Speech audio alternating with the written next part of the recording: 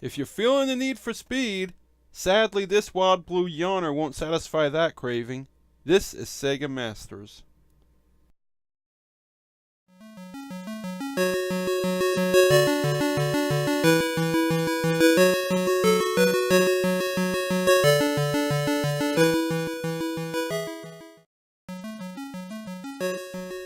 The name of today's game and the jet fighter shown on this title screen may suggest a flight simulator, and that's exactly what we get. Developed by US-based Nexa and known in Europe as simply F-16 Fighter, this game originally appeared on the MSX computer in Japan. But for whatever reason, Sega thought it would make a decent addition for the Master System library, even using the Sega card format.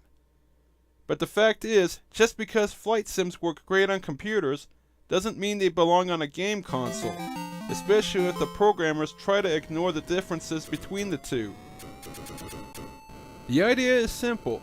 You're an F-16 pilot, obviously, taking to the air looking to shoot down as many enemy MiGs as possible, and you can select which of the game's 10 levels to challenge. Unfortunately, once the action begins, you can see how the programmers stayed too close to the computer original. As you soar through the sky, you're treated to graphics that look like something done in an Atari 5200.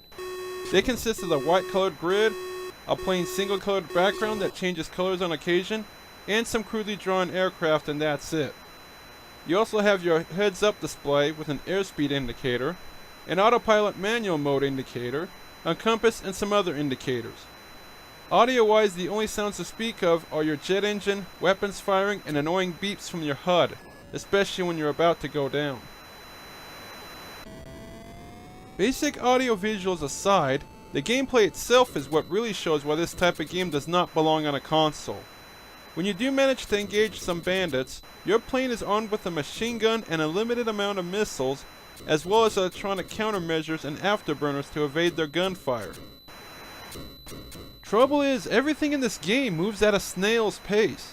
From the landscape to the planes to even the controls, which seems inexcusable for a title where you're supposed to be flying a supersonic jet. There's a slight lag from when you push the buttons to when something actually happens on screen, especially with your weapons, which makes it a struggle to shoot down even one MiG. Speaking of which, the game tries too hard to duplicate the complex controls of the MSX version by requiring both controllers to operate your jet fighter. Gamepad 1 handles the directional controls, weapon selection, and firing, while Gamepad 2 manages airspeed, countermeasures, and radar locking. It's one thing to have a keyboard to easily handle all the options, but trying to do things on both controllers at once can get annoying pretty quickly. So ultimately, F-16 Fighting Falcon doesn't quite work out for the Master System. Sega certainly tried to offer something Nintendo didn't have at the time, but the fact is video gamers are just not interested in slow-paced simulators that require a whole bunch of buttons. They want more exciting air combat titles like Afterburner, where you can just grab a joystick and blow things out of the sky without worrying about airspeed and all that. Only the most devoted simulator connoisseurs need to apply for this mission. Everyone else might just want to soar to the much more playable flight games available for the Sega. Incidentally, if you do feel you must try this game out, be aware it will not work with the Genesis power-based converter, only with the actual SMS console due to something with the hardware.